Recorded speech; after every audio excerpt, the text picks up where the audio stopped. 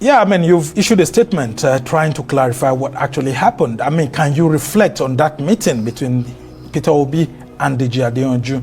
And you have said that DG had wanted a ticket for the Amagbari Federal Constituency to be given to him by the Labour Party. But of course, maybe because he didn't get that, that could have led to this kind of comments. Well, I wouldn't want to go into insinuating from that angle. I was actually at the meeting, not only at the meeting, but I brokered it. When I was in PDP, I headed a media committee to revive PDP. And at that time, some of these activists were coming around, and Deji was among them. That was when I met Deji, and we cultivated a relationship.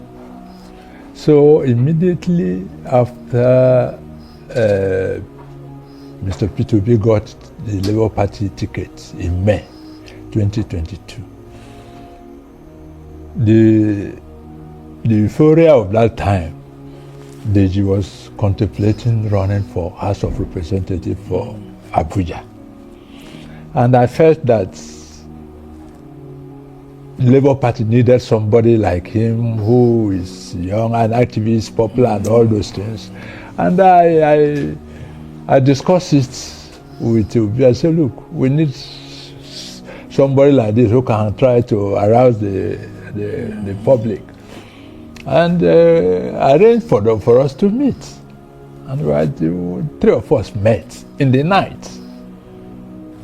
And we discussed amicably. Obi, as usual, welcomed the meeting and explained his life, how he came into politics and what he has done and all those things. After explaining, Deji was also touched. He started his own story and talked about how the mother played huge impact on him and all that. Yeah, the mother case that was earlier filed against him. No. His own mother. Oh, okay. I thought you understand? No. I didn't have it. Okay. We didn't discuss any other thing except after Obi finished his story, Deji now told his own story. And at the end of the day, we left there. It was a long discussion and a very friendly discussion. Because before then, Deji was in the public space, various statements and all that, supporting that this is the best man for this job. So it was based on that the meeting was even brokered in the first place. And after the meeting, 4 weeks after, he issued a statement, tweeted that Obi told him in that meeting that invested government money in his family business. That's the Anambra State government. Yes, government money in his family business. I couldn't imagine whether it's the one I attended. And you were there all through? Was there also any offer of monetary inducement? I was there. Not only that, I was there all through. I left there with Deji. Interesting. So when I saw that statement, my initial reaction was that could they have met without me? Somewhere else, apart from that meeting. You understand? Because the way he presented it was so assertive that it would be difficult for you to begin to doubt whether it's the one who participated. So I called Deji. I said, what happened? Did you meet with P2B in another place after I left or another place? He didn't give me any response. And I issued a statement 2022. Yeah, I mean, I received that statement. Yes. We reported it. And you've just gone ahead to issue another statement. I mean, but what do you think would be the primary motive for Adeyanju's revelation? Because he says he's prepared to go to court if indeed Obi takes him to court and that he has evidence. Well, I am curious because I will love to know, in terms of what may have prompted it, that will be going into Deji's mind, which I don't want to go. You understand? But I'm curious to see if this matter goes to court.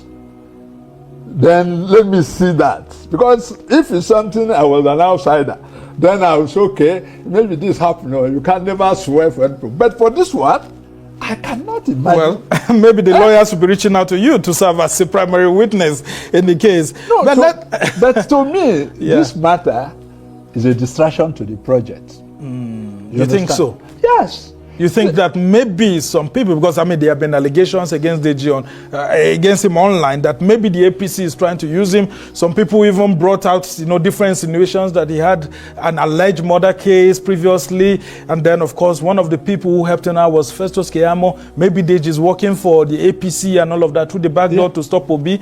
I mean different things. How the online space is like. I mean, do you think, as a political editor, this is calculated to distract Obi?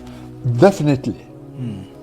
Definitely, because given the way Deji is pursuing it, you know that there's some political undertone. Otherwise, if you made an allegation against somebody and say he's going to court, why rush to the media and start a media trial? Well, you are a lawyer. He claims that some of Peter Obi's supporters are all out against him, abusing him. See, even allegedly said that, one of the supporters, Sarah Ibrahim, had called his wife a whore, and all sort of things happening. And Peter Obi did not caution his supporters, particularly this person, allegedly. I don't know whether he's in Peter Obi's camp to know how Peter Obi reacts to things. Because he's not qualified to say that Peter Obi did not do something, because he wouldn't know and he's not there. But the truth of the matter is that the way they is taking it, if you have made an allegation against somebody and you are a lawyer, go to court. Like I said, when this meeting took place, Deji was not a lawyer. Yes. And now he is a lawyer. I expected something more mature in handling this case. Yeah, but I love the way you actually put it too, that these gentlemen are your friends, two of them, and that you would love to see how this can actually be settled. Is there any way that there could be maybe an out-of-court settlement if it does get to court, or you wouldn't even allow it to get to court in the first instance? Is there any way you could bring these two gentlemen together? Well, you think it's too late? I am not a lawyer, and when lawyers are involved in a case, it's only them that will determine the stance. Me, as a journalist and a friend of the two, I don't mind. Because to me, Obi is focused on the ball. Yeah, but he feels injured. He said his reputation has been injured. Deji too is also saying that he feels injured by obedience who are also abusing the hell out of him and all of that. The thing is, anybody who has been following Obi's trend, Obi don't react to criticism, except when he goes to personalized things like this. All right. You understand? He doesn't like it. Even this one, I can tell you, pressure is on him. Why are you going to court? Yes, you understand? you understand? But the point is, it has to do with his reputation. So at a point, you have to look at both ways. But it doesn't mean it cannot be out of court. You understand? It's something that can be settled out of court, but it depends on the disposition of. If the media trial continues, nobody will just sit down and wait.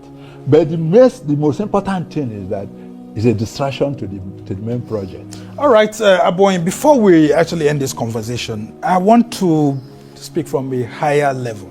Some people are saying that Peter Obi, by threatening to go to court, that means that he can't swallow what his own supporters are giving to others. That people like President Bola Tinubu, a whole lot of obedience have abused him, but he chose not to go to court. That can't Peter Obi act from a much more higher level and, look at this, maybe like a distraction and ignore it? Because Tinubu has been abused severally, Atiku too has been abused severally, and other leaders, yet they don't go to court. That this is the price you have to pay for putting yourself out there.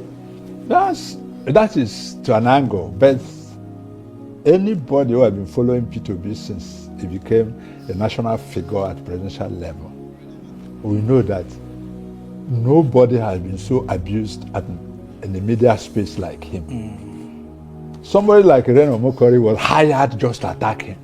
Has he talked to me? Has he gotten to God? There are so many of that. Always read. You understand? Their interactions. There are so many other characters. You understand? And even if, like they just said, he offered him money and he refused and all that. Anybody who knows P2B is a Catholic, an ardent Catholic, and he went to adoration ground of Fatambaka. And Mbaka wanted him to pronounce amount with the crowd there who will clap for him and they will pray to him. Say, look, I don't mention money. Show me the project, I'll do for you. And I will do it. And this created some dispute between him and Fada Mbaka. All right, that is Peter Obi when it comes to money issue. This matter, there are so many criticisms Obi has received. This because this touched on his person.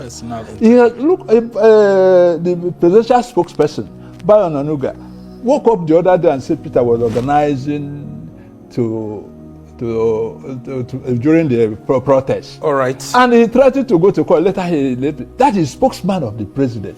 So it's not about if you attack Peter on issues, on politics, on his politics and all that, you don't mind. But when you now come to his image, direct image, but that doesn't mean the matter should be allowed to be all right. I'm afraid we don't have enough time, but you've said it very clearly. Both gentlemen are your friends, and we just hope that people like you and other elders can get involved and see how they can resolve this mutually, so that it doesn't get to court and all of that. Well, we pray so, because why we don't want the distraction to the main project. Okay. And what is the main project? Creating a new Nigeria. All right. With P2B, which is possible. All right. I must thank you so much. Ike Abonyi is a former political editor of this day newspaper, which is our sister publication, and of course he's been out